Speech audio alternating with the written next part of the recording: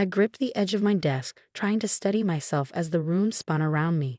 The familiar wave of dizziness was back, stronger than ever. My coworker, Amanda, rushed to my side. "Olivia, you're white as a sheet. Maybe you should go home." "I'm fine," I mumbled, though the words felt thick in my mouth. "Just need to drink Mom's smoothie. She says it'll give me energy." I reached for the mason jar filled with a greenish-brown liquid my mother had insisted I bring to work. Every morning for the past 3 months, she'd been making these special health smoothies for me. "You're looking so tired lately," she'd say, watching me drink every last drop. "This is my secret recipe. It'll make you stronger." My name is Olivia Chen, and at 28, I never expected my mother's health kick would land me in the emergency room. It started subtly. Mom had always been health conscious, but after my younger sister Megan became a wellness influencer with a growing social media following, Mom's interest in natural remedies intensified. She started attending Megan's wellness seminars, buying exotic supplements, and experimenting with various concoctions. I became her unwitting test subject. "You work too hard," she'd say, pushing another smoothie toward me during our mandatory Sunday family dinners. "These natural ingredients will help you keep up with your demanding job." At first, I appreciated her concern. Working as a legal assistant at a prestigious law firm was demanding, and I did feel tired most days. But as weeks passed, instead of feeling more energetic, I felt worse. The dizziness started first, then came the tremors and heart palpitations. Some days, I could barely focus on my computer screen.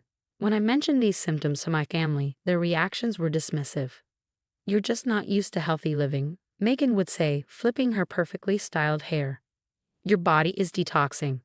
"Stop being dramatic," Dad would add. "Your mother is just trying to help. You've always been the lazy one." The lazy one. That label had followed me since childhood, a constant comparison to my energetic, ambitious sister. While Megan was building her wellness empire at 25, I was steadily working my way up in a traditional career. To them, my 9-to-5 job was a sign of complacency, not stability. Today's smoothie tasted different, more bitter than usual. As I forced myself to drink it, Amanda watched with concern. "I've never seen healthy drinks make someone look so sick," she said. "Are you sure there's nothing weird in these?" I shook my head, immediately regretting the movement as another wave of dizziness hit. "Mom makes them herself. She says it's all natural ingredients. Herbs," and the room tilted sharply. I heard Amanda's voice calling my name, but it sounded distant, underwater. The last thing I remembered was the mason jar slipping from my hand, green liquid spreading across the office floor. I woke up to bright hospital lights and the steady beep of monitors. A concerned-looking doctor was checking my vitals while Amanda spoke to someone in the hallway. "She's been drinking these smoothies for months. Yes, her mother makes them. No, I don't know what's in them." "Ms. Anderson," the doctor said, noticing I was awake. "We're running some tests. Your blood pressure is dangerously low, and your heart rhythm is irregular. Can you tell me what you've consumed today?" Before I could answer, my family burst into the room. Mom rushed to my bedside, her face a mask of concern. Megan followed, already recording with her phone. "Olivia, honey, you're scaring us. I told you to take better care of yourself. Have you been skipping meals again?" "Ma'am," the doctor interrupted, "we need to know exactly what was in the smoothie your daughter drank this morning." "Just natural ingredients," Mom replied quickly. "Kale, spirulina, some herbs from my special garden." "She's being dramatic," Megan chimed in, camera still rolling. "Probably just dehydrated." This would make a great content piece about work-life balance. The doctor's next words silenced the room. "We've taken samples of the remaining liquid in the container. The lab is analyzing it now." For the first time, I saw something flicker across my mother's face. Was it fear? "That's not necessary," she said, reaching for her purse. "I should take Olivia home. She just needs rest." "Mrs. Anderson," the doctor said firmly, "your daughter's symptoms suggest possible poisoning. We need to know what she's been ingesting." The word poisoning hung in the air like a thundercloud. Mom's face went pale, and Megan finally lowered her phone. I closed my eyes, fighting another wave of dizziness. Somewhere in the hallway, I heard the rapid approach of footsteps. The lab results were coming, and with them, the truth about Mom's special smoothies. The lab technician entered the room holding a file, her expression grave. She whispered something to the doctor, whose eyes widened as he reviewed the results. The atmosphere in the room shifted instantly. "Mrs. Anderson," the doctor said, his tone now sharp, "would you like to explain why we found significant levels of sedatives and weight loss medications in your daughter's smoothie?" The room fell silent. Megan's phone slipped from her hand, clattering to the floor. Dad, who had been quietly standing in the corner, stepped forward. "There must be some mistake," he stammered. "Martha only uses natural ingredients." The doctor continued, his voice growing harder with each word. "We found traces of multiple prescription medications, including some that are not legally available in the United States. Mixed together, these substances could have caused severe organ damage or worse." I stared at my mother, who had backed away from my bed, her face ashen. All those months of feeling dizzy, weak, and disoriented suddenly made terrible sense. "Mom," my voice cracked. "What did you put in those smoothies?" She wrung her hands, her carefully maintained facade cracking. "I just wanted to help you, sweetie. You were always so tired, so sluggish." Megan's followers love her energy, her slim figure. "I thought if you just had a little help." "Help?" I interrupted, anger finally breaking through my weakness. "You've been drugging me." "They were just supplements," Mom protested. "Special ones I got from my wellness group. Marie's daughter lost 30 pounds using them. And you were starting to look so much better, more like Megan." "Mrs. Anderson," the doctor interrupted, "these aren't supplements. They're dangerous combinations of prescription medications. Your daughter could have died."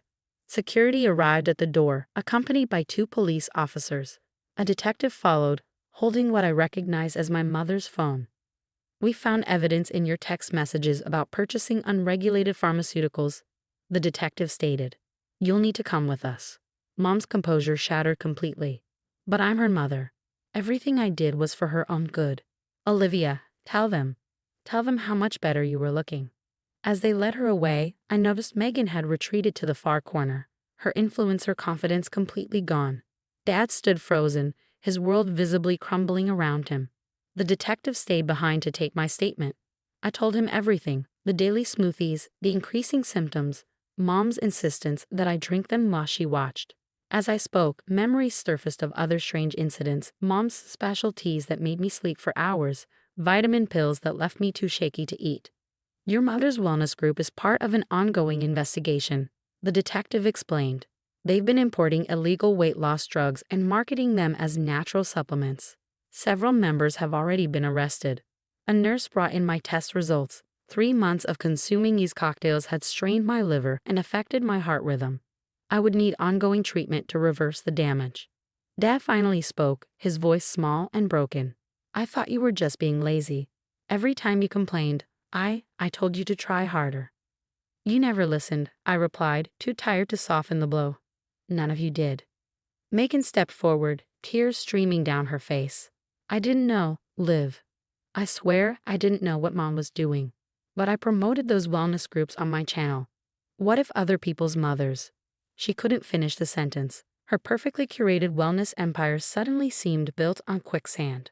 The next few hours were a blur of medical procedures and police statements. Amanda stayed with me, her steady presence a stark contrast to my family's chaos.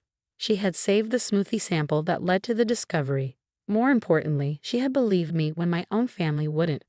"The wellness group your mother was involved with," the detective said before leaving. "They're facing serious charges. We'll need your testimony." I nodded, thinking of other potential victims, other daughters whose mothers might be mixing special smoothies right now. As night fell, my hospital room finally quieted. Dad and Megan had left, both shattered by the day's revelations. My phone buzzed with message after message from relatives and family friends, ranging from shock to denial to angry accusations that I was destroying the family by pressing charges. I turned off my phone and stared out the window at the city lights. The dizziness had finally subsided, my thoughts clearer than they'd been in months. The doctor said it would take time for all the drugs to leave my system, for my body to heal from what my mother had done to me.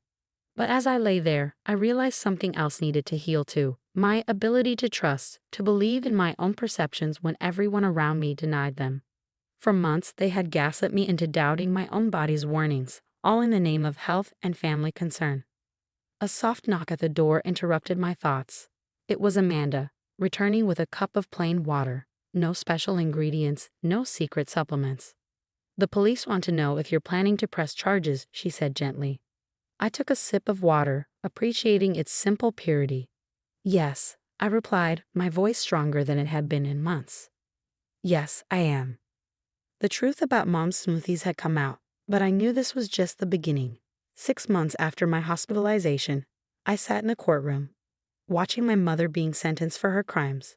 She looked smaller somehow, her designer clothes replaced by modest business wear, her usual confident demeanor shattered. The judge's voice was stern as he read out the charges: intentional drugging, illegal importation of pharmaceuticals, and reckless endangerment. The evidence was overwhelming, not just my case, but others. 3 more daughters from her wellness group had come forward, all with similar stories of health smoothies that left them sick and disoriented. Martha Anderson, you use your position as a mother to systematically poison your own daughter, the judge declared. This court sentences you to 5 years in prison, with additional mandatory counseling. Mom broke down, turning to face me in the gallery. I only wanted you to be perfect. Like Megan, everything I did was out of love. I didn't respond. These past months had taught me that some kinds of love are more toxic than any smoothie. The aftermath of Mom's arrest had transformed our family. Dad sold their house, unable to face the neighbors' whispers. He'd moved to a small apartment across town, where he was finally attending therapy to address his enabling behavior. Our Sunday dinners were replaced by awkward monthly meetings at neutral restaurants, where we carefully avoided discussing Mom. Megan had faced her own reckoning. Her wellness empire crumbled after her followers learned about our mother's crimes. She'd lost sponsorships and followers, forcing her to confront the dangerous side of the health culture she promoted. Now she was back in college, studying nutrition properly this time, determined to rebuild her career on a foundation of genuine health science rather than dangerous trends. I'm so sorry, Liv, she told me recently, her designer outfits replaced by simple jeans and t-shirts. I was so caught up in the lifestyle, the followers, the pressure to be perfect. I never saw what it was doing to our family. My own recovery had been a journey of both physical and emotional healing. The doctors said I was lucky. With proper treatment, my liver and heart functions were returning to normal. The psychological scars took longer to address. I'd started seeing a therapist who specialized in family trauma, learning to trust my own instincts again. Amanda had stayed by my side through everything.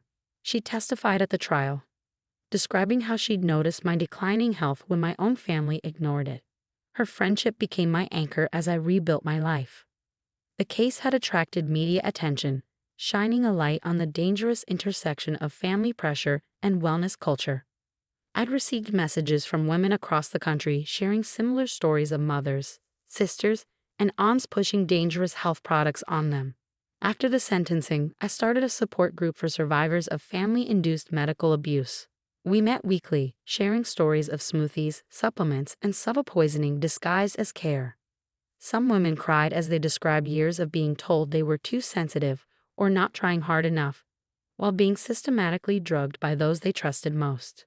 Today, standing outside the courthouse after the sentencing, I felt lighter.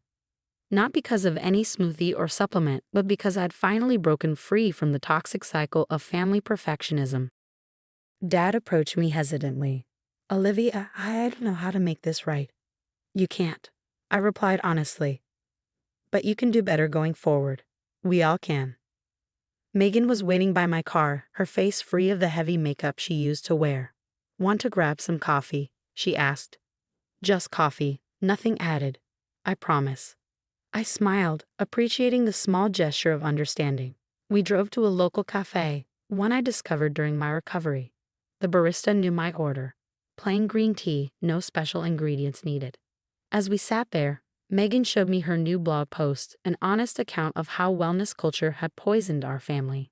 The comments were flooding in, others sharing their own stories of pressure, perfectionism, and dangerous health trends.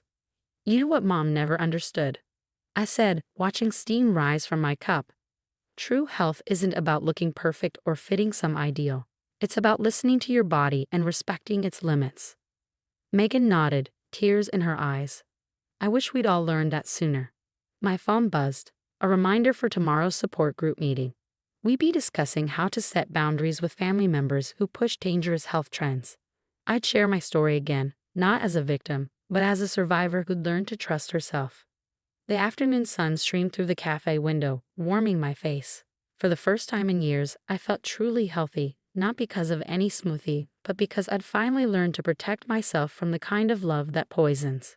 My mother's health smoothies had nearly destroyed me, but they'd also set me free. Free from the need to be perfect, free from toxic family expectations, and free to be healthy on my own terms. I took another sip of my tea, savoring its simple, honest warmth. Sometimes the best medicine isn't a magical cure-all. It's the courage to say no to the people who claim to know what's best for you, even when those people are family. Especially when they're family.